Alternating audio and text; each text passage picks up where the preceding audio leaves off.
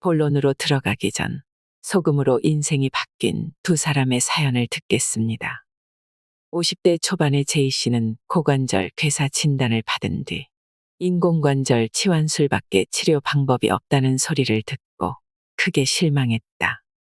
주기적으로 병원에 다녔지만 어떤 치료나 시술을 하는 것이 아니라 검사만 하기에 이유를 물었더니 더 진행되기를 기다리는 것 말고는 답이 없다는 의사의 말에 답답해 하다가 다른 길을 찾게 되었다. 제이 씨는 중학교 때부터 편두통으로 고생했고 만성소화 불량과 불면증 등에 시달리고 있었다. 타고난 예민한 기질 때문에 어쩔 수 없는 거라 생각하며 포기하고 지내왔지만 고관절 문제는 그럴 수 없었다. 통증도 심했고 걷기도 힘들어 활동 자체가 불가능하기에 더 절망스러웠다. 염증을 잡는 깨끗한 소금을 비롯해 간담을 튼튼하게 하는 곡식을 바탕으로 힘을 만들었다. 소금은 하루 15에서 20g을 꾸준히 먹었고 물은 필요할 때마다 더 먹어주고 따뜻한 차도 곁들였다. 이틀에 한 번 정도 찜질을 하면서 혈액 순환을 돕고 몸의 긴장감을 풀어주었다. 그러자 염증이 나오면서 통증도 눈에 띄게 줄었고 걷는 것도 편해져 2달 후에는 아픈 것을 거의 느끼지 못할 만큼 회복되었다. 그 후 3개월 정도 꾸준히 섭생하면서 몸의 균형이 잡히고 어깨와 목의 통증, 주기적으로 찾아오던 편두통까지 없어졌다. 역류성 식도염이 사라지고 소화력이 좋아지면서 체력도 좋아졌다. 몸이 좋아진 후에도 소금은 늘 지니고 다니면서 스스로 섭취량을 조절하며 건강을 유지하고 있다. 60대 중반의 제이 씨는 당뇨 진단을 받고 나서 꾸준히 건강관리를 해오고 있었다. 식이요법과 규칙적인 운동으로 혈당 관리를 해왔는데 언제부턴가 약을 써도 혈당이 조절되지 않아서 고민 중이었다. 온몸에 붓기가 있었고 잠을 자도 개운하지가 않았다. 밤에 한두 번은 소변 때문에 잠이 깨는 야간뇨가 있었고 요실금 증상, 어지럼증, 손발 저림, 머리숱이 가늘어졌다.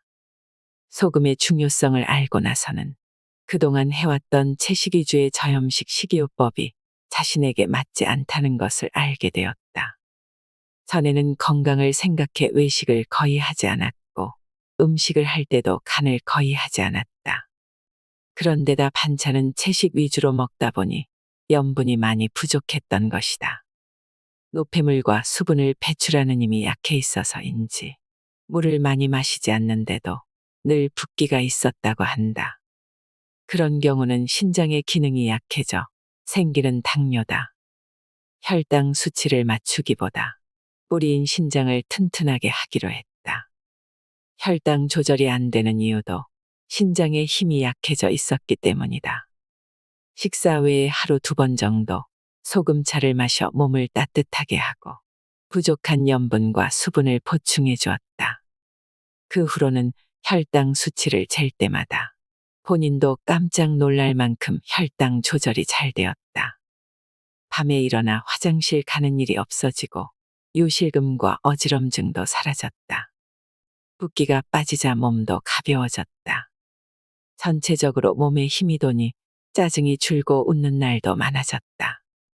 70대 중반인 지금까지도 식사 외에 별도로 하루 9에서 12g 정도의 소금을 꾸준히 먹고 있는데 당뇨와 혈압 등 지표상의 수치가 좋을 뿐 아니라 실제로도 건강하고 활기차게 생활하고 있다.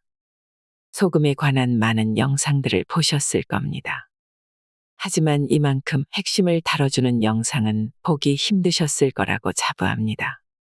원인 모를 염증과 만성질환에서 탈출하는 최강의 소금 사용 설명서. 오늘은 100년 면역력을 키우는 소금의 힘에 대한 이야기입니다. 고혈압, 당뇨와 치매나 염증 등 몸에 단 하나라도 질병을 달고 산다면 이 영상을 끝까지 봐주시길 바랍니다. 현대의학은 그동안의 소금을 배신자, 심지어 주적으로 만들어 놓았습니다. 그런데 소금이 정말 고혈압과 뇌졸중, 심장질환 등을 일으키는 걸까요? 짜게 먹으면 정말 몸에 안 좋을까요? 오늘 소개해드릴 책은 의사나 약사, 영양학자들을 상당히 불편하게 만듭니다. 그들이 그동안 말했던 소금에 대한 이야기들이 사실이 아님을 솔직하게 인정해야 하기 때문입니다.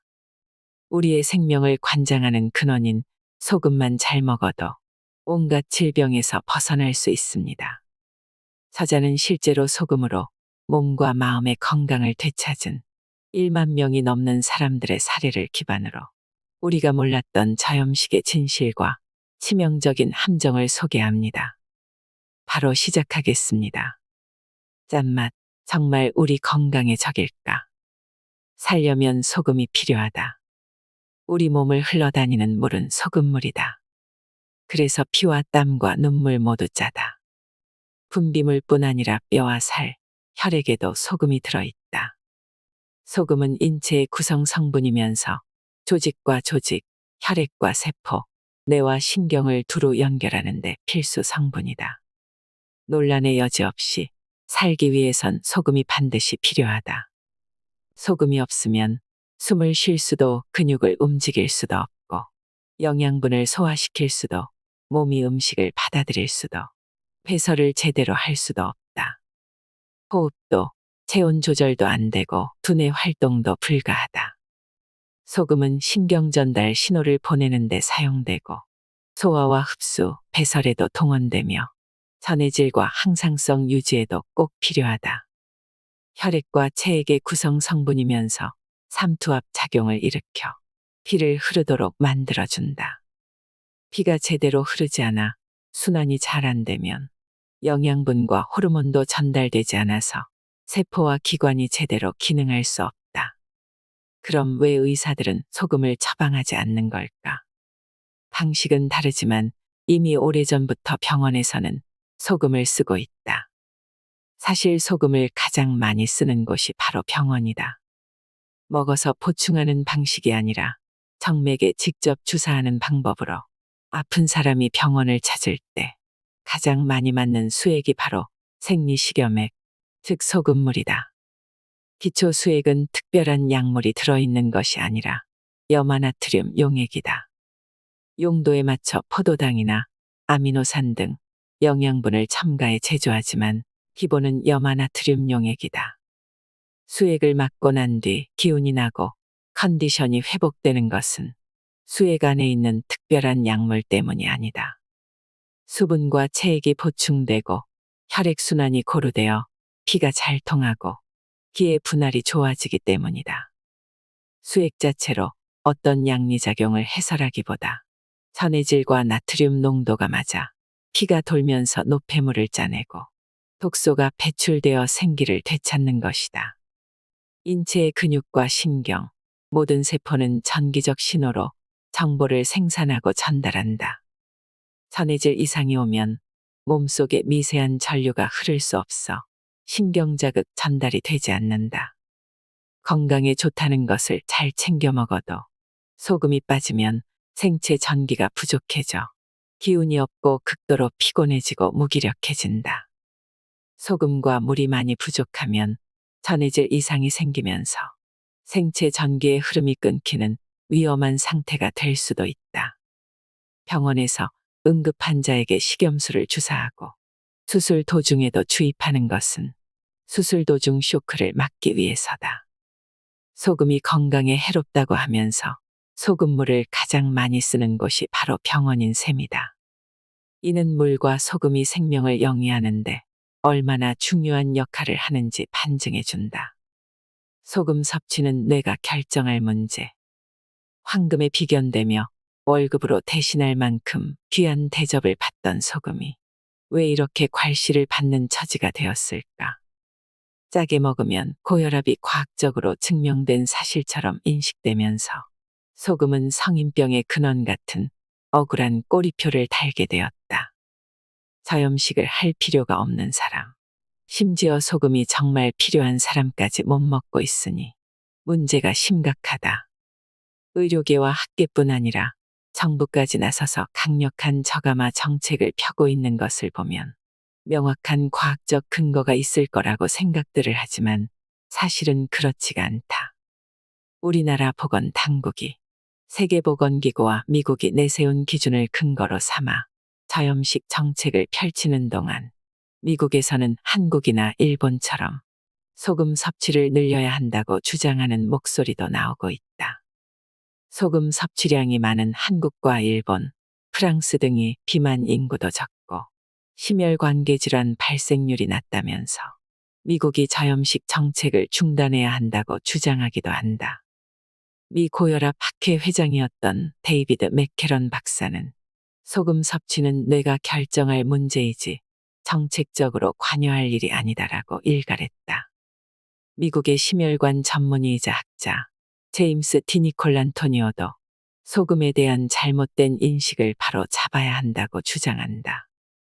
소금 제한은 과학적 근거에 기반한 것이 아니라고 하면서 그동안 발표된 소금 관련 연구 논문들을 분석하여 다양한 반증 사례를 들고 있다. 그는 소금 섭취가 많은 나라들에서 오히려 고혈압, 관상동맥, 심혈관계 질환 발병률이 낮고 그에 따른 사망률도 매우 낮다면서 미국의 저염식 정책을 강도 높게 비판한다. 소금 제한이 마치 누구에게나 해당되는 건강 지침인 것처럼 학계와 정부, 보건당국이 주장해왔지만 이는 사실과 전혀 다르며 죄책감을 버리고 진짜 건강을 위해서는 소금 섭취를 지금보다 늘려야 한다는 것이다. 세계보건기구는 하루 소금 섭취 권장량을 5g, 나트륨 2g 미만으로 정해놓았는데 하루 섭취 권장량을 두고도 의견이 분분하다. 근거가 명확하지 않다는 이유 때문이다. 국내 학계에서도 이를 비판하는 학자들의 목소리가 점점 커지고 있다. 저염식이 건강에 좋다는 근거는 지극히 미약하며 그 반대 연구 결과도 많은데 나트륨 하루 2g 미만 섭취 제한은 고혈압, 당뇨 환자뿐 아니라 일반인에서도 심혈관계 질환의 사망률을 증가시킬 수 있다고 하면서 그는 저염식 식단을 제고해야 한다고 강조한다. 세상에 똑같은 몸은 없다. 어떤 식품이나 물질도 그것 자체로 약이거나 독인 것은 없다. 얼마나 먹느냐, 즉 양의 문제이고 다른 식품이나 물질과의 균형 관계의 문제다. 소금 속 나트륨이 문제라면 나트륨 섭취량만 따져서는 알 수가 없다. 나트륨 섭취량만 따로 떼놓고 볼 것이 아니라 나트륨 흡수 배출과 관련 있는 물 섭취량, 칼륨이나 카페인 등의 섭취량이 얼마나 되는지를 함께 살펴봐야 한다. 소금뿐 아니라 다른 영양소도 마찬가지다. 칼로리와 지방, 칼슘 어느 한 가지도 표준 권장량을 정해놓을 수 있는 것이 아니다. 현대의학은 사람의 상태를 정량화시켜 놓고 절대적 수치를 기준으로 정상 또는 표준이라고 말한다. 그러나 사람의 몸은 기계가 아니다. 짜게 먹어도 괜찮아, 아니 짜게 먹어야 괜찮아. 소금이 부족하면 생명이 위태로울 만큼 치명적일 수 있다. 소금이 없으면 숨을 쉬고 근육을 움직이고 심장을 뛰게 할 수 없다. 소화액이 분비되지 않으면 소화도 안 되고 어지럼증, 무기력, 불안, 염증, 저체온 등 신진대사와 혈액순환에 심각한 문제가 생긴다.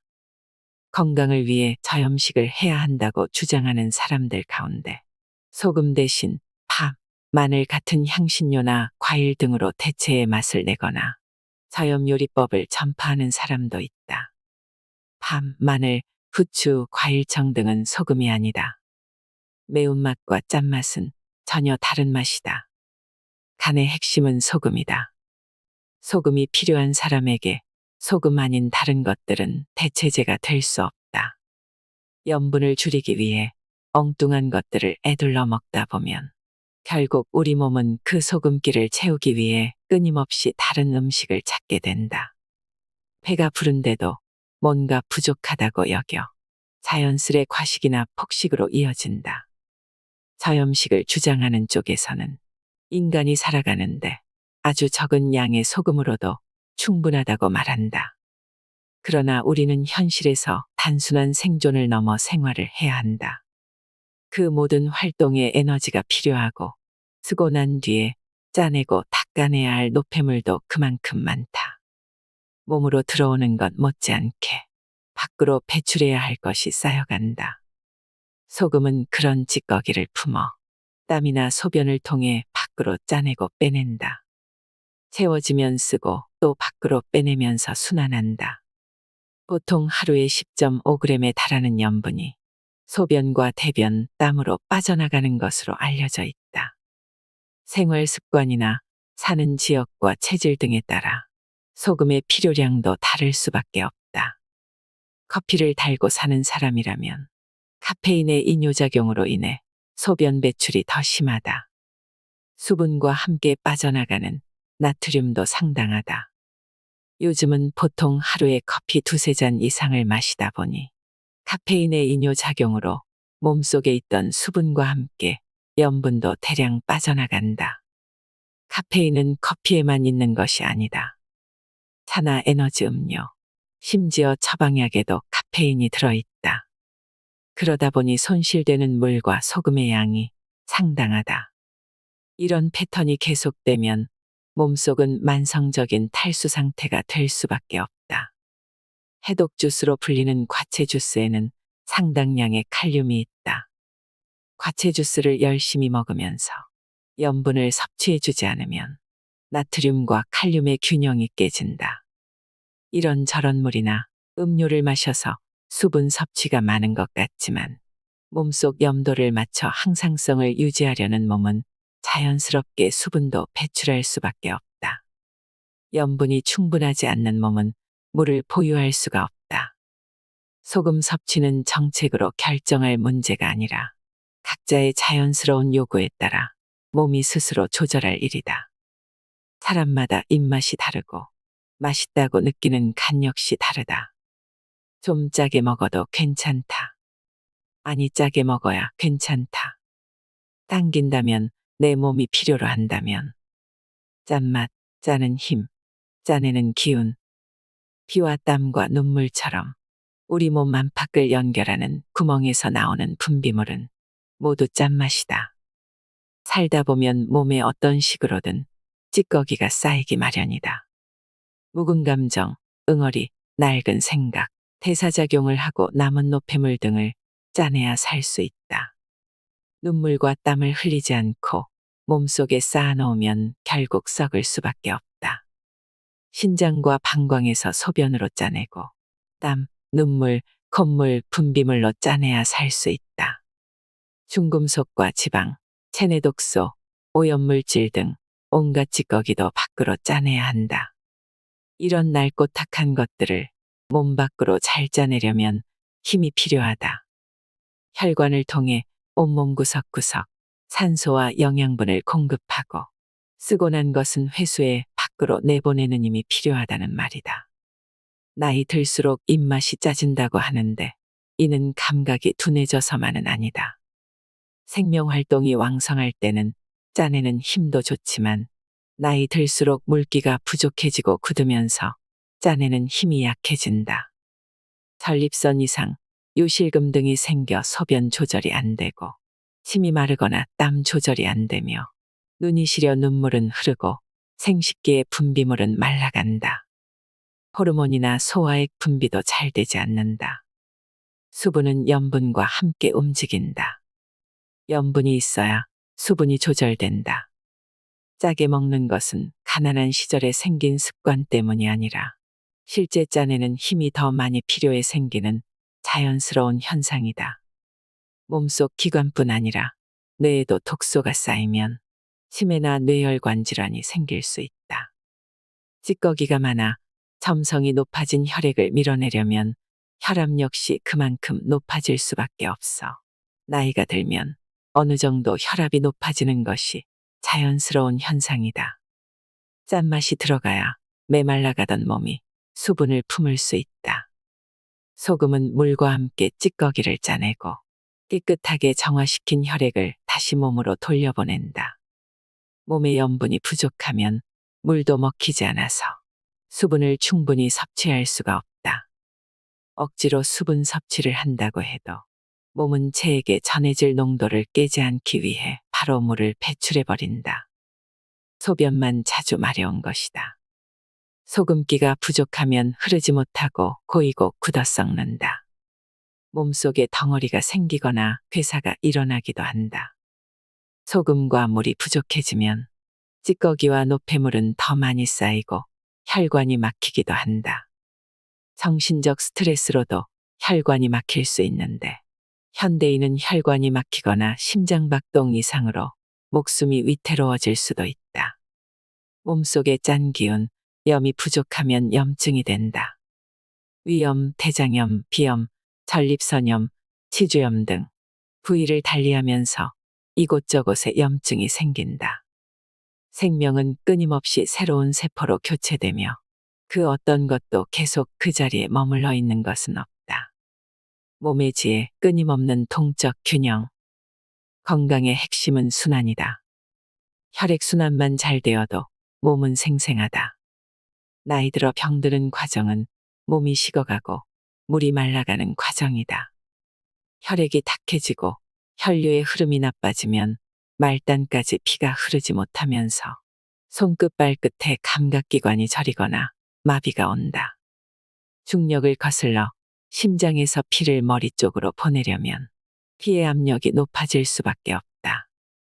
깨끗한 피가 몸 구석구석을 돌아다니며 쉼없이 흐른다면 염증이 생겨도 빨리 잡히고 상처가 나도 빨리 복구되고 낡은 세포는 재생된다. 몸은 물과 소금의 밸런스를 정확하게 조정하며 균형을 잡고 있다. 시시각각 필요에 따라 최적의 혈압을 자동으로 설정해 준다. 혈압이 높아진다면 그럴 만한 이유가 있는 것이다. 그러나 현실은 정상 혈압 수치에서 벗어나면 비정상 병으로 진단이 내려진다. 혈압 수치가 높다는 것만으로 하루아침에 관리 대상자가 되어 평생 먹어야 한다는 혈압약을 먹게 된다. 과연 누구에게나 적용되는 정상 혈압이란 것이 존재할까? 혈압 수치의 평균값을 내볼 수는 있지만 정상과 비정상을 구분하는 잣대가 될 수 있을지 의문이다. 정상 수치보다 높다고 해서 혈압약을 먹고 혈압을 떨어뜨려 놓으면 몸은 반발작용으로 더 세게 혈압을 올릴 수밖에 없다. 몸의 입장에서 보면 이유가 있어서 혈압을 올리는 것인데 원인을 해결하지 않고 수치만 떨어뜨린다면 근본적인 문제는 해결되지 않는다. 소금과 고혈압, 바뀌고 있는 패러다임. 소금을 둘러싼 가장 큰 오해 가운데 하나가 바로 소금과 고혈압의 관계다. 고혈압 환자는 무조건 저염식을 해야 한다는 것을 상식으로 알고 있는 사람이 대다수다. 최근 소금 섭취량과 혈압 상승의 상관관계가 명확하지 않다는 연구 결과가 많이 발표되고 있다.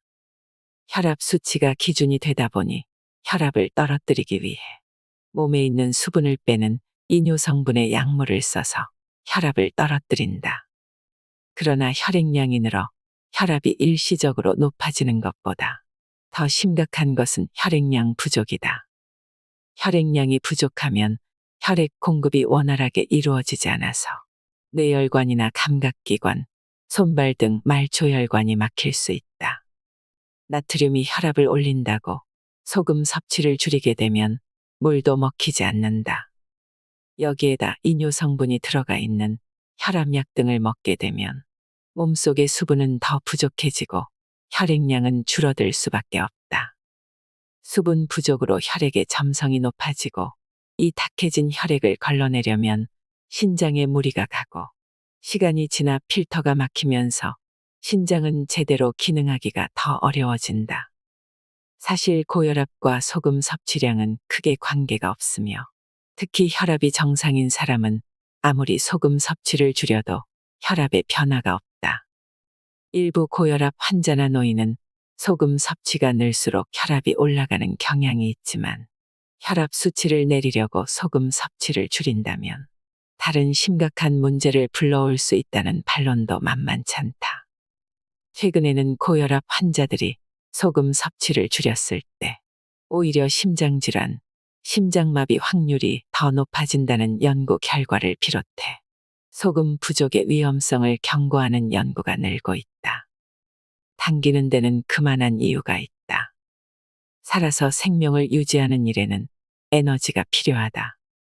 그 연료가 먹을거리다. 아무리 많이 먹어도 정말 필요한 기운을 취하지 못하면 배가 불러도 뭔가 허전하다. 입맛이 당긴다면 몸이 그것을 필요로 하기 때문이다. 내장에는 입에 있는 맛수용체와 같은 수용체가 있다고 알려져 있다.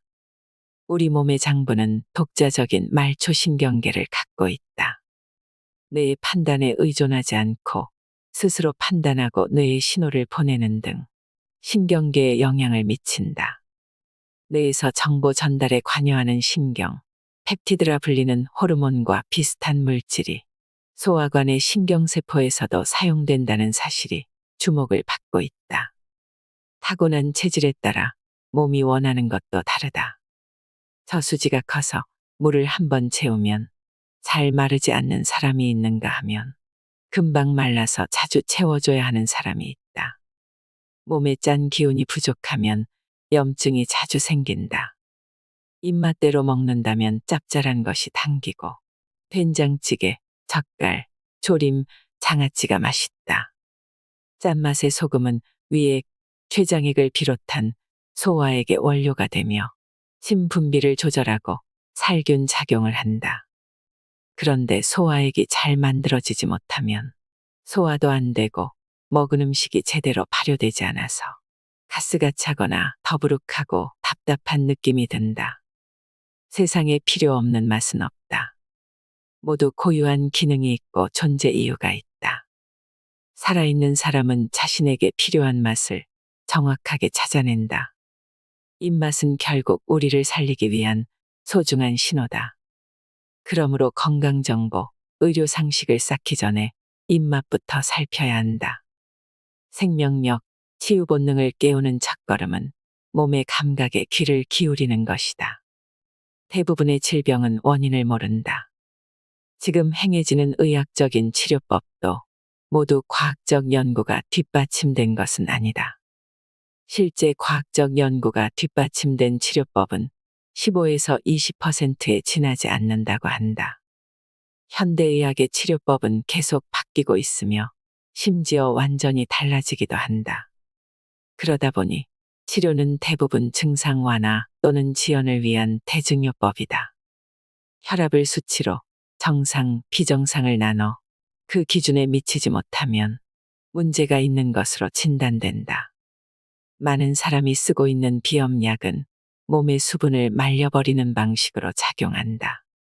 콧물만 멈추는 것이 아니라 몸의 다른 수분까지 말려버려 피부가 극도로 건조해져 가려움증에 시달리고 눈이 건조해지고 침이 말라 소화액 분비가 안 되는 부작용이 따라온다.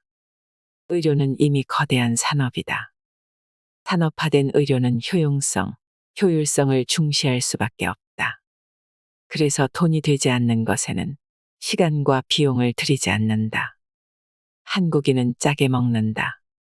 코리안 패러독스. 우리나라 사람의 하루 소금 섭취량이 12.5g이라는 통계가 있다. 이에 대해 의학계나 영양 전문가들은 권장량보다 지나치게 높다고 하면서 소금 섭취량을 줄여야 한다고 주장한다. 우리가 기준으로 삼고 있는 WHO 권장량 5g이 우리나라 사람에게 합당한지에 대한 연구는 찾아보기 어렵다. 5g과 12g 수치를 단순 비교하면 우리나라 사람이 소금을 지나치게 많이 먹는 것처럼 보인다. 육식 위주인 서양 사람과 다르게 우리나라 사람의 식단은 아직도 곡식과 채식이 주를 이룬다. 육식을 하면 고기의 염분을 자연스럽게 섭취하지만 곡식과 채식을 주로 하는 사람은 따로 염분을 섭취하지 않으면 안 된다. 우리의 식사는 밥과 국, 김치가 기본이다. 특히 우리나라 사람들이 즐겨 먹는 김치나 장아찌, 나물무침 등은 나트륨 못지않게 칼륨 함량이 많다. 두 가지의 균형 관계를 비교할 때 단순히 나트륨 함량만을 따져서 과다 섭취라고 말할 수는 없다. 우리가 즐겨 먹는 국물과 찌개에 나트륨이 많다고들 하는데 이것 또한 그렇지 않다. 우리가 즐겨 먹는 국은 국물과 함께 먹기 때문에 물의 염분이 녹아있는 형태다. 소금물의 농도로 따진다면 물에 희석되어 오히려 염도가 낮아지는데 단순히 그 안에 나트륨 양만 계산하는 것은 옳지 않다. 나트륨 섭취 주범 1위인 김치는 나트륨 못지않게 칼륨도 많다. 칼륨은 나트륨과 함께 전해질의 주성분이고 나트륨과는 보완관계다. 사실 소금 섭취량, 물 섭취 권장량은 수치만 정해져 있을 뿐 왜 그런 수치가 나왔는지에 대한 논리가 없다. 커피를 하루에 5, 6잔 이상 마시는데 소금 섭취량을 제한한다면 어떻게 될까? 몸속은 수분이 말라버려 만성 탈수 상태가 될 것이다. 나트륨은 우리 몸의 수분을 조절해주고 소금 섭취는 물 섭취량과 밀접한 관련이 있다.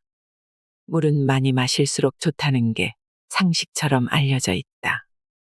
세계보건기구에서는 하루 2리터 이상, 즉 8잔에서 10잔 정도 마셔야 한다고 권장한다. 그렇다면 이를 근거로 염분 양도 계산해줘야 한다. 인체의 전해질 농도인 0.9%를 맞추려면 이론상으로 18g 이상 섭취해야 맞다. 물 섭취량을 고려하지 않은 채 소금량만 단순 비교하는 것은 이치에 맞지 않다. 고혈압, 정말 위험한가? 나트륨 고혈압으로 이어지는 소금이염론의 부작용은 결국 건강에 대한 지나친 걱정과 불안, 공포를 야기하는 것으로 나타난다. 건강관리를 한다는 명분 아래 의사를 정기적으로 만나야 하는 가장 흔한 이유 중 하나가 바로 고혈압이다.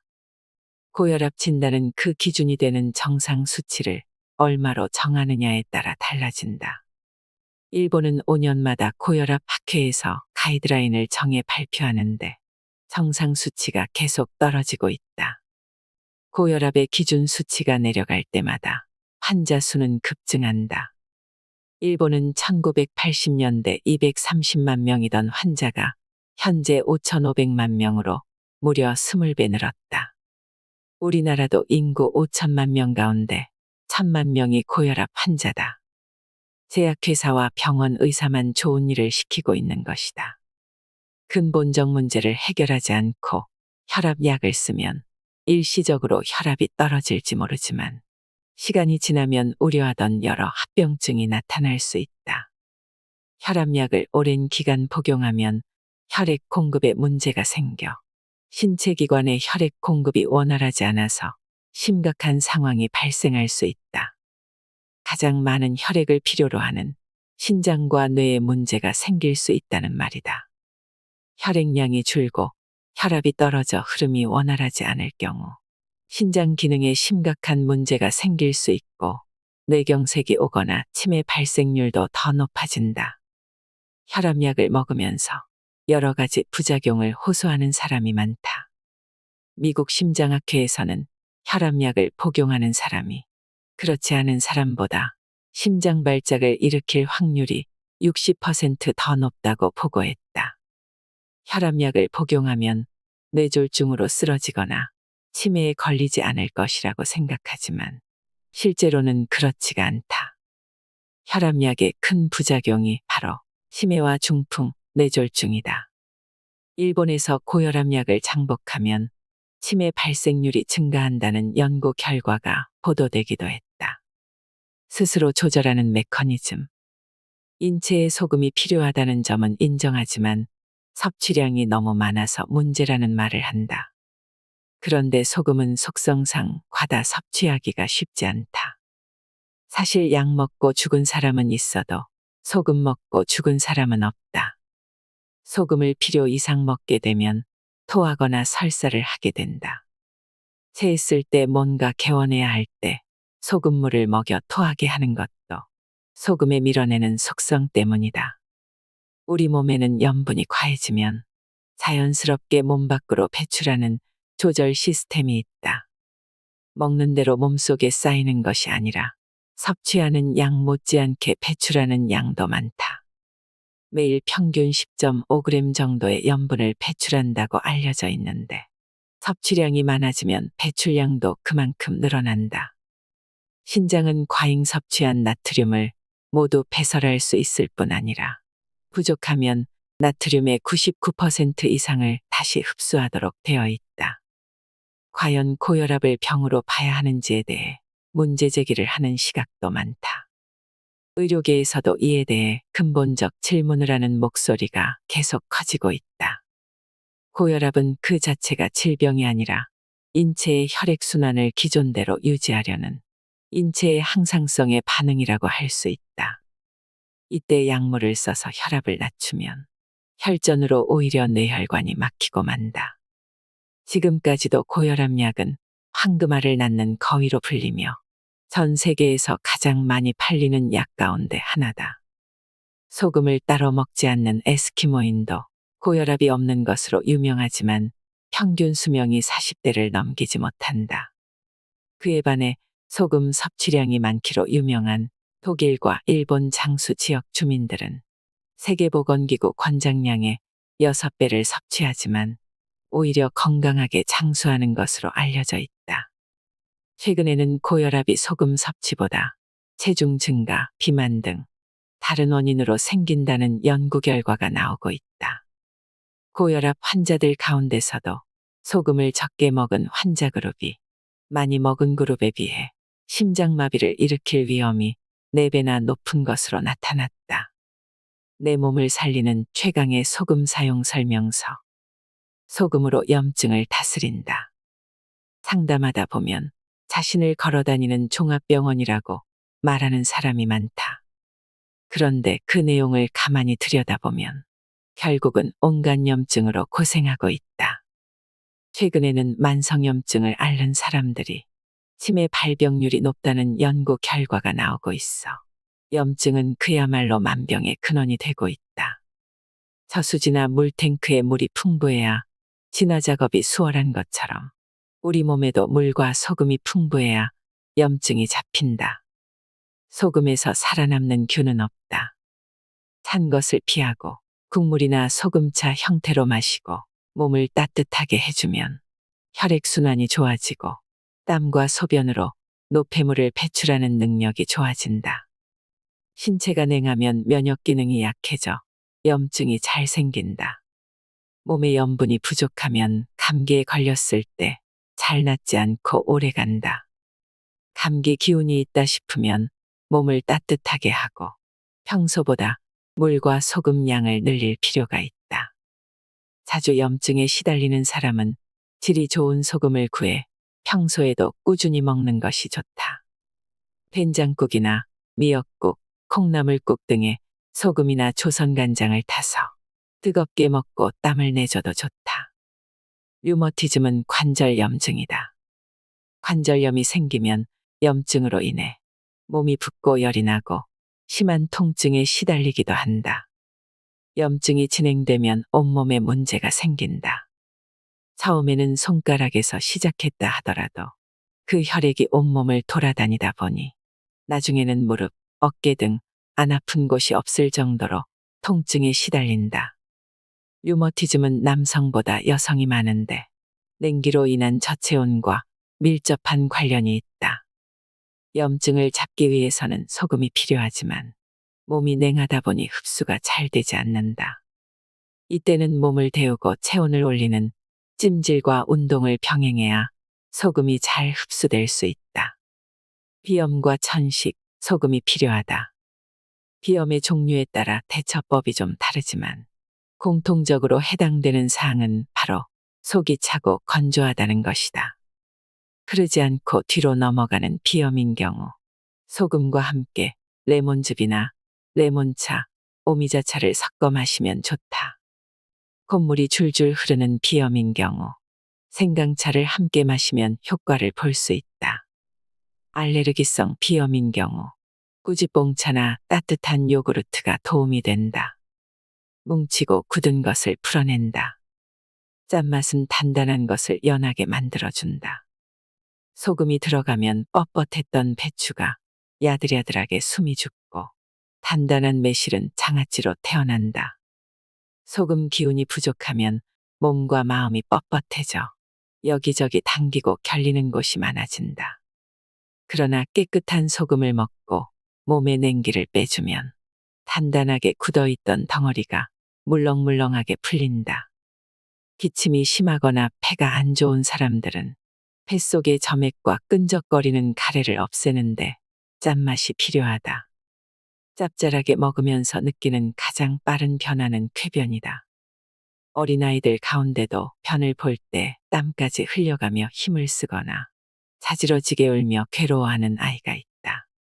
노인들의 변비는 더욱 심각하다. 동식물이 그렇듯 나이가 들수록 몸속에 물기가 마른다. 거기다 염분까지 부족하면 물이 먹히지 않고 억지로 먹는다 해도 몸속에서 수분을 품고 있을 수 없다. 고혈압, 당뇨 진단을 받고 저염식을 하거나 이뇨제 성분이 들어있는 약을 장복하는 경우 더 심하다.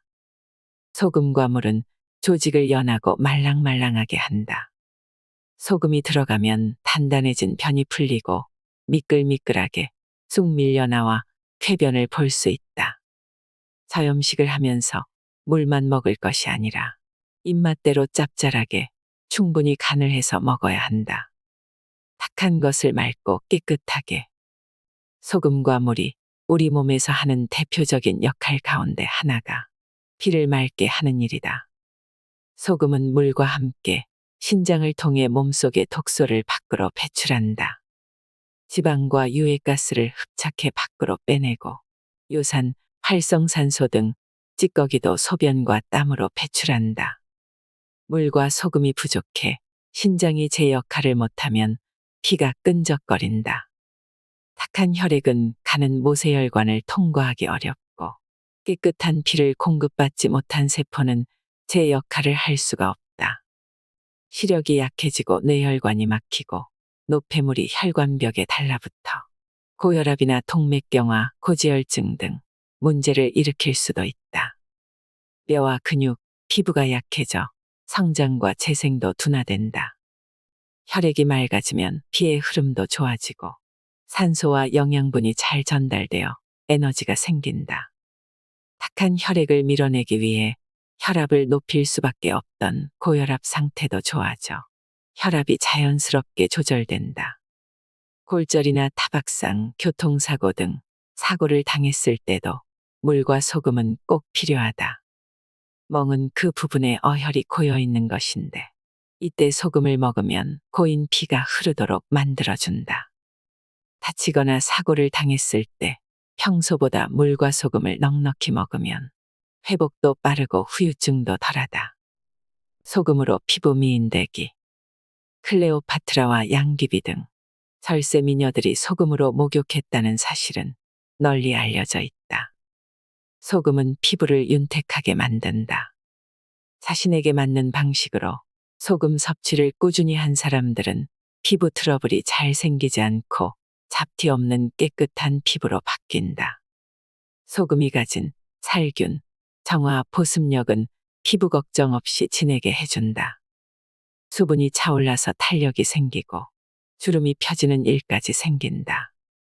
외부에서 바르는 화장품이 아무리 좋아도 속에서부터 채워지는 것을 따를 수는 없다. 아토피, 지루성 피부염 등의 피부질환 염증에도 소금이 필요하다. 무염식으로 살을 빼는 과정에서 피부 노화가 급격히 진행되기도 한다. 단기간에 살을 빼려고 무염식 다이어트를 하면 체중은 금방 줄어든다. 그러나 단기간에 빠진 것은 수분이지 살이 아니다. 어지럼증이나 이명, 소화장애가 올 수 있고 생리불순이 생기는 후유증도 있다. 그리고 염분과 수분이 부족하면 전반적으로 탈모가 진행되는데 특히 정수리와 뒷머리 부분의 탈모가 심해진다. 소금은 천연소화제. 소금이 부족하면 소화액이 만들어지지 않고 삼투압작용이 원활하지 않아서 세포에 영양이 제대로 전달되지 않는다. 소화가 시작되는 입에서부터 침 분비가 충분치 않다 보니 입맛이 없고 소화시키기도 어렵다. 음식에 간이 맞지 않으면 맛이 없고 먹고 나서도 소화가 잘 되지 않는다. 소화 기능이 떨어져 있고 몸이 안 좋을 때는 입맛에 따라 짭조름하게 먹는 게 좋다. 소금기는 독소를 중화시키고 썩는 것을 막고 발효시켜 효소 활동을 활발하게 해주기 때문이다. 옛 문헌들의 기록에서 알 수 있듯 소금은 오래된 채기를 없애는 데 도움이 된다. 필요한 경우 식사 외에 소금을 따로 챙겨 먹으면서 소화제 먹을 일이 없어졌다는 사람이 많다. 환자와 염분 섭취. 식이요법을 하는 환자들은 제한이 많은데 특히 염분 제한을 하는 경우가 많다. 환자의 입장에서 보면 먹어야 체력이 생기고 체력이 있어야 투병도 할 수 있기 때문에 식사 문제는 정말 중요하다. 특히 암 환자는 암 때문에 죽는 것이 아니라 못 먹어 죽는다는 말이 나올 만큼 먹지 못해 고통스러워하는 경우가 많다. 염분이 있어야 침도 생기고 위액, 췌장액, 쓸개즙 등의 소화액도 만들 수 있다. 특히 수술 전후로 체력이 떨어지지 않도록 신경 써야 한다. 이때 빠르게 회복하고 노폐물을 잘 빼내려면 염분과 수분 섭취가 중요하다. 뇌를 바꾸는 소금의 힘, 머리를 맑게 만드는 짠맛, 몸이 굳으면 정신도 굳는다. 소금이 부족하면 근육 수축 조절이 안 돼서 딱딱해지고 쉽게 지치고 의욕이 사라진다. 에너지나 기운은 피에 실려 움직인다. 소금은 피를 맑게 해서 정신을 명료하게 한다. 깨끗한 피가 몸 구석구석 전달되면 쉽게 지치지 않아서 어떤 일을 꾸준히 할 수 있는 지구력이 생긴다. 신장은 심장을 다스려 심장이 편안하게 뜀박질하도록 돕는다. 이를 돕는 역할을 하는 물과 소금은 사람을 지혜롭게 하고 차분하게 하며 두려움을 없애준다. 몸과 생각이 굳어 뻣뻣해진 사람은 소금이 필요하다. 건강을 찾기 위해 좋은 소금을 먹고 입맛대로 간간하게 먹으면서 머리가 좋아졌다는 사람이 많다. 머리를 많이 쓰는 직업을 가졌거나 중요한 의사결정을 내릴 때 깊이 사고해야 하는 경우 더더욱 물과 소금을 잘 챙겨 먹고 뒤쪽을 잘 풀어줘야 한다. 맑은 정신으로 존엄하게 돌아가시는 힘. 존엄한 죽음을 맞이하려면 역설적으로 힘이 필요하다. 병석에서 오랫동안 앓으며 입맛을 잃은 어른이 어느 날 문득 뭔가 먹고 싶다고 말하면 가족들은 마음의 준비를 해야 한다. 그 마지막 양식을 드시고 힘을 내어 돌아가시기도 하기 때문이다. 암보다 중풍보다 더 무섭다는 치매는 가족 전체를 고통에 빠뜨린다. 치매로 고생하던 부모님의 식사에 소금 양을 늘리거나 따로 소금물을 섭취하게 하면서 증상이 호전되는 사례를 많이 봤다. 뇌신경세포는 크기가 늘어나는 것이 아니라 얼마나 연결되어 있느냐가 핵심이다. 뇌신경망을 연결하려면 뇌혈류가 좋아야 하고 막힘이 없어야 한다. 물과 소금은 스미게 하고 연결시키는 역할을 한다. 전해질 농도를 맞춰 전기 신호가 잘 흐르도록 해준다. 그래야 겨울밤을 맞는 것처럼 존엄한 죽음을 맞이할 수 있는 힘도 생긴다. 건강하게 살려면 소금을 얼마나 어떻게 먹어야 할까? 이렇게 중요한 물이지만 물만 많이 마시면 위험해진다. 저염식을 하면서 물까지 많이 마시면 체액의 염도를 맞추느라 우리 몸은 이뇨작용을 통해 수분을 소변으로 배출하게 된다. 물과 소금이 부족한 상태에서 커피, 녹차, 음료 등을 많이 마셔도 이뇨가 심해진다. 이런 경우 물을 아무리 많이 마신다고 해도 몸에서 보유할 수 없어 오히려 만성 탈수 상태가 될 수 있다. 이처럼 염분 없는 물 섭취는 아주 위험하고 운동 중 과도한 수분 섭취는 수독증, 저나트륨 혈증을 불러온다.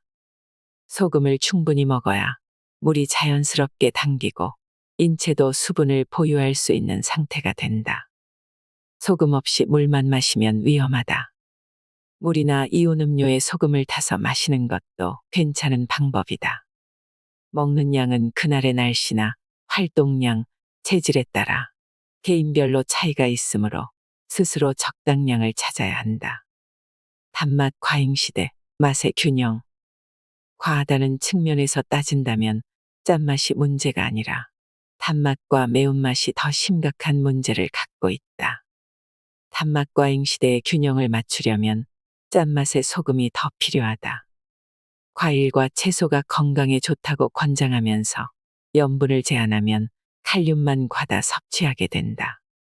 단맛이 과해지면 단단하고 굵고 뭉치는 기운이 지나쳐 연하고 말랑하고 미끌거리는 기운을 눌러버린다. 그러니 물과 소금으로 균형을 잡아 탁해지지 않도록 해야 한다. 이때 몸은 본능적으로 짠맛을 더 원하게 된다. 짜게 먹으면 살찐다는 주장이 상식처럼 여겨지고 있다. 수분을 빼는 가장 쉬운 방법은 염분을 제한하는 것이다. 수분이 빠져 체중은 줄어들지 모르지만 몸에 수분이 부족해 피부가 마른 귤 껍질처럼 되기도 한다. 체중을 줄이려다가 더 중요한 건강을 잃게 된다. 짭짤한 것이 당기는데 엉뚱하게 염분 제한을 한다면 결국 과식, 폭식으로 이어지게 된다. 필요한 것이 들어가면 우리 몸은 만족하고 먹기를 그만둔다. 평소 소금기가 충분하면 고기나 라면이 당기지 않고 야식의 유혹에도 흔들리지 않는다. 건강한 다이어트를 원한다면 염분을 꼭 섭취해야 한다. 건강을 위해 좋은 소금을 먹어야 한다는 사람들 사이에서도 논란이 되는 부분이 있다. 이는 천일염과 정제염 논쟁으로 이어진다. 소금을 먹되 꼭 천일염을 먹어야 한다고 주장하는 사람들은 천일염이 천연 소금이라는 것을 강조한다. 정제염은 공장에서 만들어낸 기계염으로 오히려 건강을 해친다는 것이다. 천일염은 천연 소금이므로 유익한 미네랄이 많아서 건강에 좋지만 정제염은 염화나트륨뿐이므로 위험하다고 주장한다. 과연 그럴까?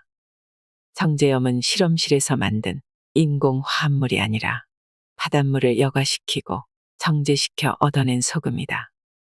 천연 소금을 옹호하는 사람들의 주장대로 미네랄이 그렇게 중요하다면 굳이 소금을 먹을 필요가 없다.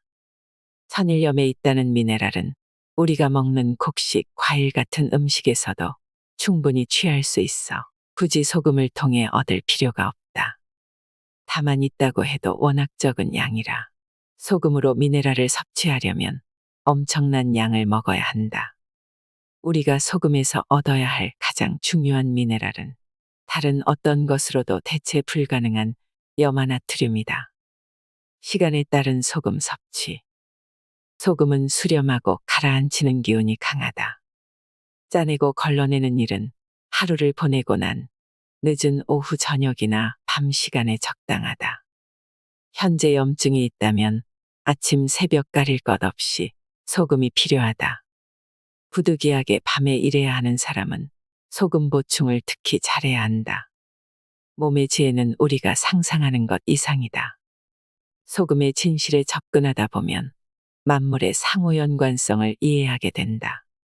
20년이 넘는 시간 동안 건강을 잃고 찾아왔던 많은 사람들이 건강을 찾을 수 있었던 것은 결국 소금 때문만이 아니다. 단단하던 고정관념을 깨고 온갖 두려움, 불안과 염려로부터 자유로워졌기 때문이다. 건강하게 살려면 새로운 지식을 쌓아야 하는 것이 아니다. 몸의 지혜에 귀 기울이고 치유 본능이 제대로 작동할 수 있도록 조건을 만들어주면 된다. 무엇을 먹을 것인지 못지않게 어떻게 해독하고 배출할 것인지가 더 중요한 시대. 이 새로운 문명의 파도를 맑은 정신과 몸으로 헤쳐나가려면 인류는 다시 소금을 소환할 수밖에 없다. 당신의 면역력은 안녕하신가요? 소금의 짠맛이 건강에 해롭다는 논리가 제약회사의 농간에 의한 허구라는 것이 드러난 마당에도 사람들은 여전히 그 고정관념에서 벗어나지 못하고 있습니다. 그동안 우리가 몰랐던 소금에 대한 이야기. 우리의 건강을 지키는 빛과 소금이 되리라 의심치 않습니다. 짠맛의 힘, 책에는 구체적인 소금 이용법과 사례들도 나와 있으니 찾아서 읽어보시는 것도 좋겠습니다. 여러분, 항상 건강하셨으면 좋겠습니다. 오늘도 인생의 품격과 함께 해주셔서 감사드립니다. 하루하루 당신의 품격이 더 빛나길 바랍니다.